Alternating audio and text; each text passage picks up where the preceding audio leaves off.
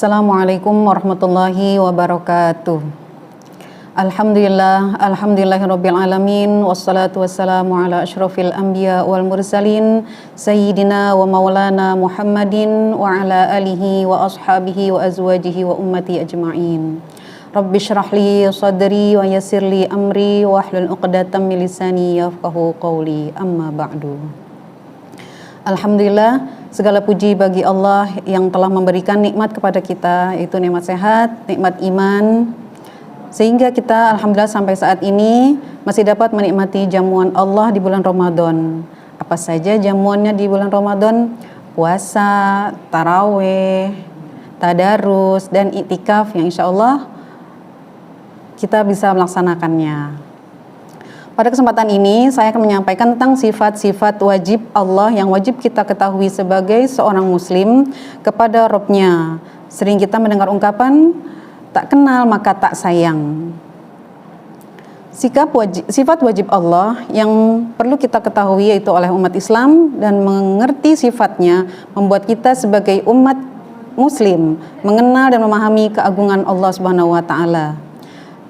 Sifat wajib bagi Allah adalah sesuatu yang melekat pada diri Sang Pencipta. Memahami sifat-sifat Allah membuat kita sebagai hamba terasa lebih dekat kepadanya. Menurut para ulama, sifat-sifat Allah dibagi menjadi 3 bagian. Yang pertama, sifat wajib Allah. Yang kedua, sifat mustahil. Yang ketiga, sifat jaiz. Sifat wajib bagi Allah itu ada 20. Sifat mustahil juga terbagi juga ada 20. Dan sifat jaiz hanya 1. Jadi semuanya ada 41 sifat Allah. Yang pada hari ini kita akan membahasnya yaitu sifat wajib bagi Allah yang berjumlah 20. Ya, terbagi juga menjadi 4 bagian. Sebelumnya mungkin sama-sama teman-teman kita bisa melafazkan sifat-sifat Allah yang 20. Ada mungkin teman-teman sudah bisa. Yuk sama-sama ya. Wujud qidam baqa mukhalafatul lil hawadithi qiyamuhu bi nafsihi wahdaniyat qudrat iradat ilmu hayat sama basar kalam qadiran muridan aliman sami'an basiran mutakalliman. Oke, semuanya itu adalah ada 20 sifat-sifat wajib bagi Allah. Nah, teman-teman, sifat-sifat wajib bagi Allah itu para ulama membagi menjadi 4 bagian. Yang pertama, sifat nafsiyah. Sifat nafsiyah ini sifat yang berhubungan dengan zat Allah. Jumlahnya hanya 1, yaitu wujud. Wujud artinya ada sifat, yaitu Allah itu dengan sendirinya tidak ada yang menciptakan. Seperti dalam surat Hadid ayat 4 dijelaskan bahwa a'udzubillahi minasyaitonirrajim, bismillahirrahmanirrahim. Huwallazi khalaqas samawati wal arda fi sittati ayyamin tsumma istawa 'alal 'arsy ya'lamu ma yaliju fil ardi wa ma yakhruju minha wa ma yanzilu minas samai wa ma ya'ruju fiha wa huwa ma'akum aina ma kuntum wallahu bima ta'maluna basir. Artinya, dialah yang menciptakan langit dan bumi dalam 6 hari, kemudian bersemayam di atas arsy, di atas singgasananya Allah. Dia mengetahui apa yang masuk ke dalam bumi dan apa yang keluar daripadanya dan apa yang turun dari langit dan apa yang naik kepadanya. Dan dia bersama kamu di mana saja kamu berada. Dan Allah Maha melihat apa yang kamu kerjakan. Nah, disitulah sifat nafsiyah, jadi cuma 1, wujud. Yang kedua, yaitu sifat salbiyah. Sifat salbiyah ini sifat yang harus melekat kepada Allah, yang menunjukkan keberadaan dan kesempurnaannya Allah.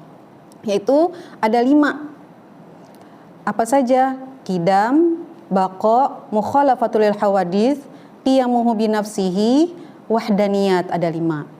Kalau qidam artinya dahulu. Allah itu maha terdahulu, tidak ada yang mendahului selain Allah.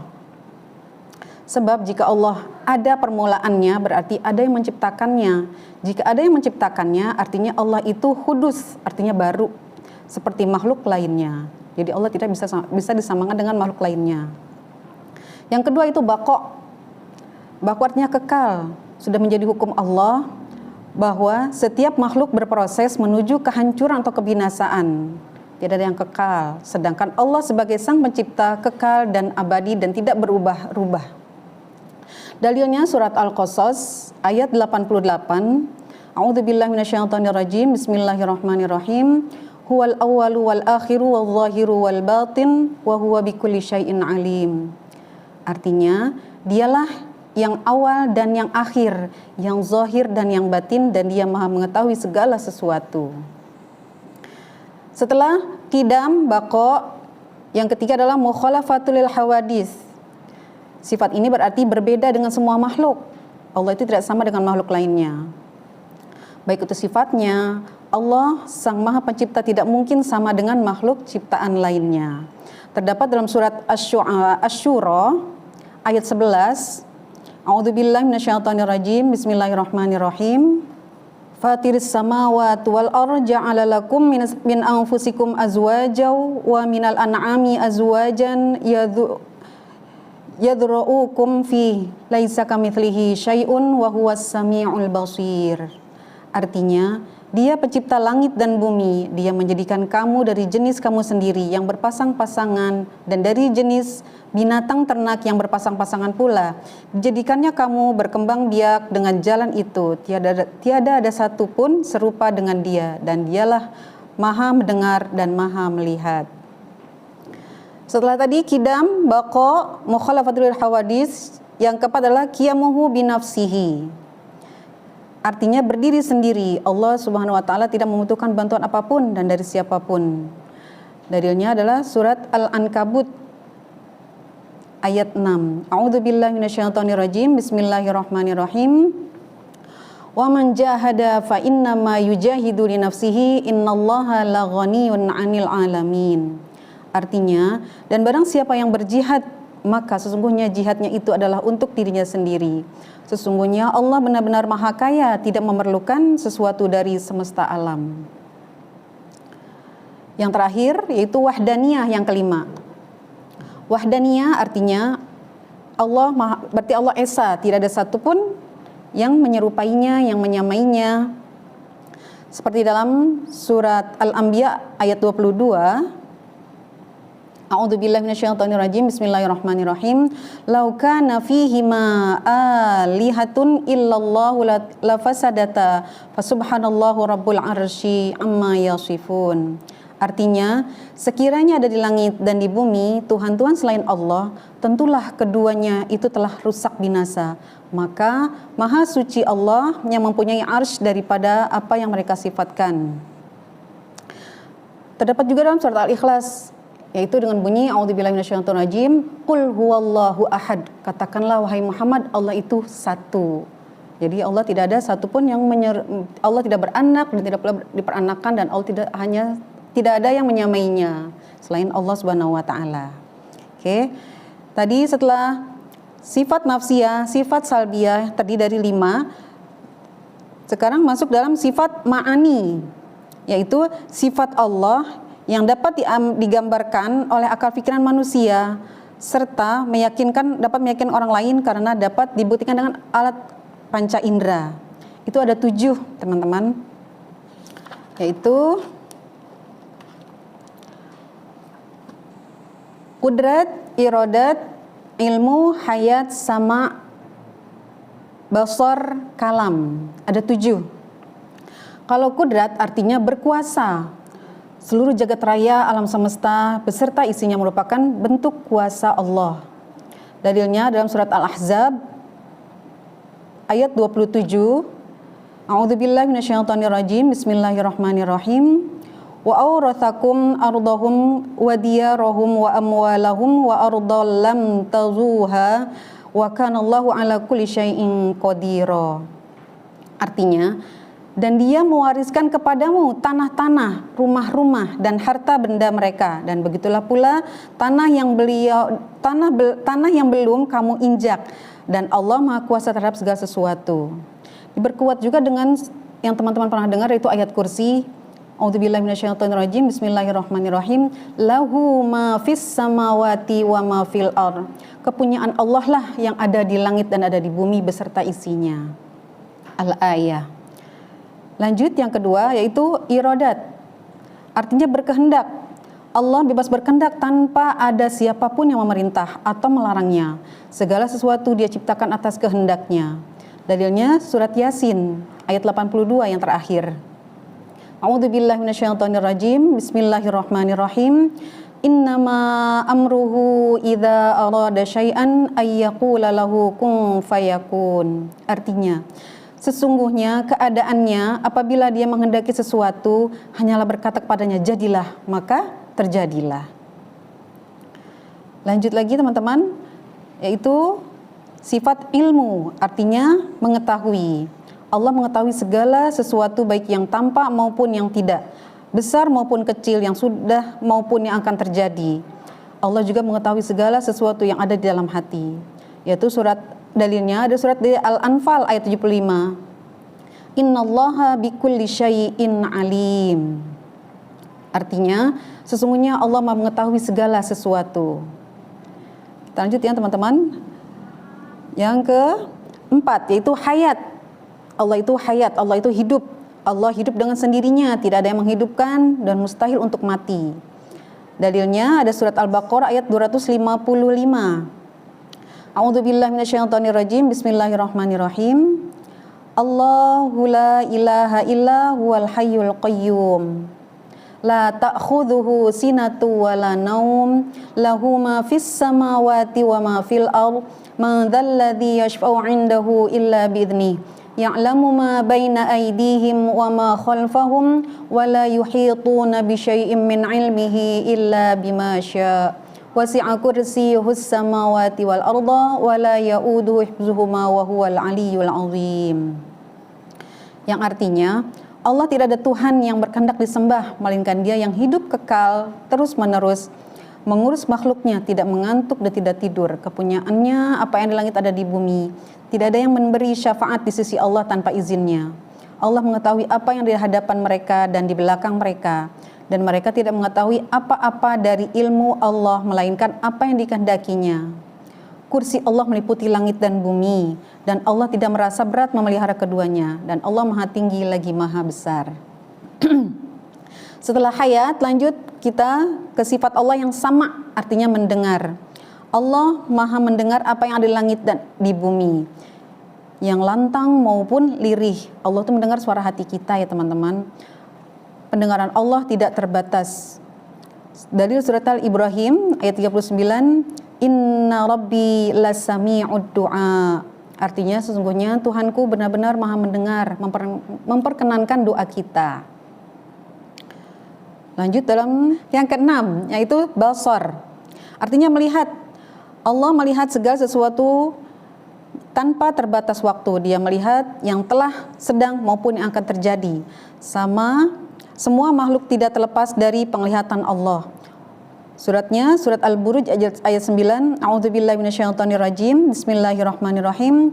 Wallahu ala kulli syai'in syahid. Dan Allah Maha menyaksikan segala sesuatu. Ya. Yang terakhir Al-Kalam. Al-Kalam artinya berfirman, berbicara. Dalam Al-Quran surat An-Nisa ayat 164, di sini ada kisahnya tentang Allah berbicara dengan Nabi Musa. Dan kami telah mengutus rasul-rasul yang sungguh telah kami kisahkan tentang mereka kepadamu dahulu. Dan rasul-rasul yang tidak kami kisahkan tentang mereka kepadamu. Dan Allah telah berbicara kepada Musa dengan langsung. Tadi dikenal dengan sifat ma'ani. Sekarang yang terakhir itu sifat ma'nawiyah. Sifat ma'nawiyah ini sifat yang berhubungan dengan sifat ma'ani. Yang tadi ada kudrat, sekarang qadiran. Ya. Artinya sama, maha kuasa. Yang tadi berkuasa, sekarang maha kuasa. Allah adalah zat yang maha kuasa atas segala sesuatunya. Dalilnya dalam surat Al-Maidah ayat 120. A'udzubillahi minasyaitonirrajim. Bismillahirrahmanirrahim. Lillahi mulkus samawati wal ard wa man fihin wa huwa ala kulli syai'in qadir. Artinya kepunyaan Allah lah kerajaan langit dan bumi dan apa yang ada di dalamnya, dan Maha Kuasa atas segala sesuatu. Yang kedua adalah muridan. Artinya Maha berkehendak. Allah berfirman dalam surat An-Nisa ayat 26, yuridullahu liyubayyina lakum wa yahdiyakum sunanal ladzina min qablikum wa yatuba 'alaikum wallahu alimun hakim. Artinya Allah berkehendak menerangkan hukum syariatnya kepadamu dan menunjukmu kepada jalan orang-orang yang sebelum kamu, yaitu para nabi dan sholihin, dan kehendak menerima taubatmu, dan Allah Maha mengetahui lagi Maha bijaksana. Lanjut, aliman, sama ya, semuanya ada 7 dari yang ma'ani ke ma'nawiyah, sangat berhubungan. Aliman artinya Maha mengetahui. Pengetahuan Allah tidak terbatas, baik yang tampak maupun yang tidak tampak. Dalilnya ada surat Al-Mujadilah ayat 7. A'udzubillahi minasyaitonirrajim. Bismillahirrahmanirrahim. Innallaha bikulli syai'in alim. Sesungguhnya Allah mengetahui segala sesuatu. Lanjut. Hayyan artinya Maha hidup. Allah Maha hidup dan kekal selama-lamanya. Terdapat pada awal ayat kursi, yaitu Allahu la ilaha illa huwal hayyul qayyum. Allah tidak ada Tuhan yang berhak disembah melainkan Dia yang hidup kekal lagi terus-menerus mengurus makhluknya. Lanjut, yang sami'an. Artinya Maha mendengar. Allah Maha mendengar segala sesuatu, baik yang bersuara maupun yang tidak. Seperti surat Al-Baqarah ayat 127. A'udzubillahi minasyaitonirrajim. Bismillahirrahmanirrahim. Wa idh yarfa'u Ibrahimul qawa'ida minal baiti wa Ismail Rabbana taqabbal minna innaka antas samiul alim. Dan ingatlah ketika Ibrahim meninggikan membina dasar-dasar Baitullah bersama Ismail, seraya berdoa, ya Tuhan kami, terimalah daripada kami amalan kami, sesungguhnya Engkaulah yang Maha mendengar lagi Maha mengetahui. Basiran, yaitu Maha melihat atas segala sesuatu. Dalilnya ada dalam surat Al-Isra ayat 17. A'udzubillahi minasyaitonirrajim. Bismillahirrahmanirrahim. Wa kam ahlakna minal quruni min ba'di Nuhi wa kafa bi rabbika bidzunubi ibadihi khabiran basira. Artinya, dan berapa banyak kaum sesudah Nuh telah kami binasakan, dan cukuplah Tuhanmu Maha mengetahui lagi Maha melihat dosa hamba-hambanya. Yang terakhir, mutakalliman, artinya Maha berkata-kata, Maha berbicara, sama seperti tadi dengan yang telah dijelaskan, itu Nabi Musa berbicara dengan Allah, ya, yaitu wa kallamallahu Musa taklima, dan Allah telah berbicara kepada Musa dengan langsung. Oke, teman-teman, selesai sudah pembahasan kita tentang sifat-sifat wajib bagi Allah. Semoga bermanfaat untuk kita semuanya dan untuk orang banyak. Khairun nas anfa'uhum linnas. Oke. Sampai di sini dulu. Wallahul muwaffiq ila aqwamit thoriq. Wassalamualaikum warahmatullahi wabarakatuh.